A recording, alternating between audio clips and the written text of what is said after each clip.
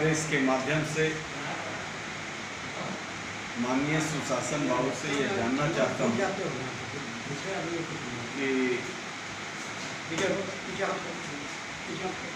कि यह सृजन घोटाला में जब चार्जशीट आपके सबसे प्रिय और विश्वस्त व्यक्ति जो तत्कालीन भागलपुर के डीएम थे केपी रमैया पर चार्जशीट सीबीआई ने किया, तो मैं उम्मीद करता था कि आप इसकी नैतिक जिम्मेवारी लेंगे, लेकिन ऐसा कुछ नहीं हुआ। शायद सुशासन में ऐसा करना भी उचित नहीं है। सुशासन अपने तरीके से आपने गढ़ा है सत्य को। हजारों करोड़ गरीब लोगों के गाढ़े कमाई के टैक्स के पैसे से आपको प्रबंधन के लिए, राज्य की तरक्की के लिए, विकास के लिए जो पैसा दिया गया वह आपके कुप्रबंधन का भेंट चढ़ गया और आपके चहेते पदाधिकारियों ने, कुछ चहेते एनजीओ के लोगों ने और कुछ बैंक के अफसरों ने हजारों करोड़ रुपया डका दिया। पहले इस पर आपने एसआईटी का गठन किया। इकोनॉमिक ऑफेंस में 11 केस रजिस्टर्ड हुए, 18 लोगों पर कार्रवाई हुई, लेकिन आश्चर्य ये है कि वर्षों वर्षों तक यह घोटाला चलता रहा। मार्च को ट्रेजरी के पैसे का हिसाब होता है। एक साधारण व्यक्ति भी जानता है कि 31 मार्च को क्लोजिंग डे है, उस समय पैसा सब कुछ स्पष्ट हो जाएगा, लेकिन वर्षों वर्षों तक यह घोटाला चला और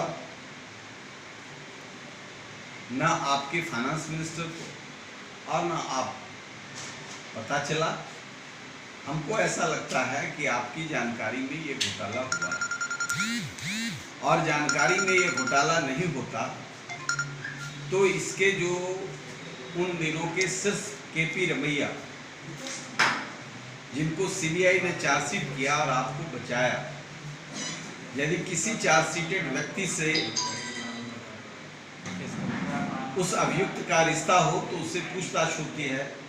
आपसे पूछताछ भी नहीं हुआ और इस तरह की अराजक स्थिति और मनोबल लुटेरों का बढ़ाने का काम आपने किया।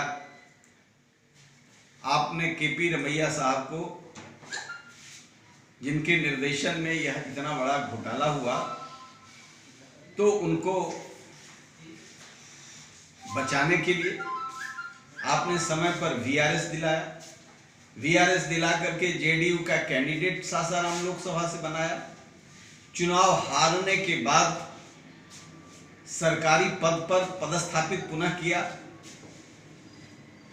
घोटाले के बाद, घोटाले के पहले जो रिश्ते आपके साथ इनके रहे हैं, ये तो साफ है कि आपके संरक्षण में घोटाला हुआ है। इसलिए मैं आज महामहिम राष्ट्रपति जी को एक पत्र लिखा है कि पब्लिक एक्सचेकर का इतना बड़ा लूट, राजनीतिक संरक्षण, ये प्रधानमंत्री जी जो भ्रष्टाचार से लड़ने के लिए कटिबद्ध हैं, क्या भ्रष्टाचार से लड़ाई आपके एलाइज मुख्यमंत्री और आपके पार्टी के उप मुख्यमंत्री द्वारा इस घोटाले में जो अहम भूमिका रही है? अखबारों में भी आया है कि इनके परिवार के लोगों को गहना जेवर कहां से खरीदा गया, कितने का खरीदा गया। सीबीआई वहां तक गई, लेकिन सीबीआई जांच के दौरान सिर्फ ब्यूरोक्रेट्स और एनजीओ को इसमें पकड़ा गया, बाकी लोगों को बचाया गया। बाकी जो मुख्यमंत्री और उप मुख्यमंत्री जो सीधे तौर पर जिम्मेवार हैं इस घोटाला के लिए, उनको सीधे तौर पर बचाया गया। तो मैं समझता हूं कि माननीय प्रधानमंत्री जी, आपको जनता को विश्वास दिलाने के लिए इस भ्रष्टाचार में सरकार के मुखिया और वित्त मंत्री दोनों का सीधा सीधा हाथ है। और यह लिंकेज इसलिए भी आपसे गुजारिश करने के लिए बाध्य करता है कि जिस केपी रमैया को चार्जशीट किया गया है सीबीआई द्वारा, उनसे सीधा सीधा व्यक्तिगत और अंतरंग रिश्ते मुख्यमंत्री और जी का रहा है। वह जेडीयू के 14 लोकसभा के 1914 में लोकसभा में सासाराम से उम्मीदवार रहे हैं। वहाँ से चुनाव हारने के बाद लैंड ट्रिब्यूनल के वो मेंबर रहे हैं, बनाए गए। या तो इस जांच को प्रभावित करने के लिए कि उनका इतना रफ्तदारों से संबंध है, कोई कार्रवाई नहीं हो, लेकिन साक्ष्य इतने प्रमाणित थे कि सीबीआई इनको नहीं बचा सका। लेकिन उस आगे की कार्रवाई कि यह धन कहां कहां से गया, किनके संरक्षण से हुआ और कौन कौन लोग जिम्मेवार, एक साजिश किया गया है। हम प्रधानमंत्री जी आप के नाम एक पत्र लिखा है, महामहिम राष्ट्रपति जी को पत्र लिखा है, गृह मंत्री जी को पत्र लिखा है। चूंकि गृह मंत्रालय के अंदर ही सीबीआई आता है, क्यों सीबीआई ठहर गई मुख्यमंत्री के कार्यालय में जाने के लिए, वित्त मंत्री के कार्यालय से जाने के लिए? इतने बड़े घोटाले का दायित्व इनके ऊपर आता है और क्यों सीबीआई ठहर गई? तो सीबीआई क्या अफसरों के लिए सिर्फ बना है, अन्य आर्थिक अपराधियों के लिए नहीं बना है। इसलिए प्रधानमंत्री जी आपसे अनुरोध है कि आप निश्चित तौर से हम प्रेस को भी, सभी साथियों को जो पत्र मैंने प्रधानमंत्री जी को लिखा है उसकी प्रति उपलब्ध करा रहे हैं। ये पत्र हमने प्रधानमंत्री जी को लिखा है कि आपका जीरो टॉलरेंस है भ्रष्टाचार से, और बिहार सरकार जो एक गरीब, जहां अस्पताल के लिए पैसे नहीं हैं, शिक्षकों को वेतन के लिए पैसे नहीं हैं,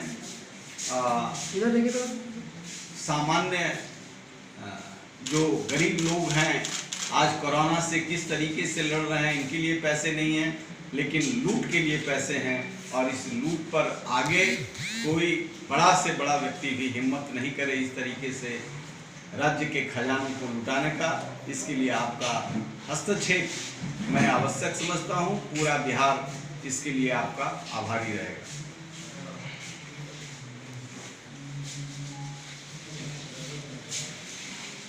आप लोग को भी एक एक कॉपी, जिसको मरना है मरेगा। यहाँ चिकित्सा का कोई व्यवस्था नहीं है, कोई इंफ्रास्ट्रक्चर नहीं है। मरने के बाद जहाँ इलाज कोरोना का होता है उसी घर में लाशें पड़ी रह जाती हैं। तो लॉकडाउन का क्या मतलब? लॉकडाउन में और कोई नहीं बोलेगा। इसलिए भगवान के भरोसे हैं, हम लोग भी जी रहे हैं, चल रहे हैं। लॉकडाउन तो सरकार के लिए अच्छी चीज़ है, लेकिन आवाम के लिए अच्छी चीज़ नहीं है। इसको स्ट्रीमलाइन करें। लोगों के रोजी रोटी, गरीब लोगों के रोजी रोटी की समस्या है। ये सारा पैसा तो घोटाले में, सृजन घोटाले में चला गया। कितना अच्छा शब्द उन्होंने विकसित किया। आज बाढ़ से लोग तबाह है, लॉकडाउन कर रहे हैं। सारा बिहार का शहर पानी में डूबा हुआ है। हजारों हजार करोड़ रुपया निकाला गया ड्रेनेज के लिए। 15 वर्षों में कितना हजार करोड़ रुपया लूटा, और सारा शहर डूबा हुआ है। महामारी फैलेगी, लॉकडाउन रहेगा, निश्चिंत से कोई बोलेगा भी नहीं। इसलिए लॉकडाउन तो अपने कुकर्मों पर पर्दा डालने के लिए सरकार की एक साजिश है।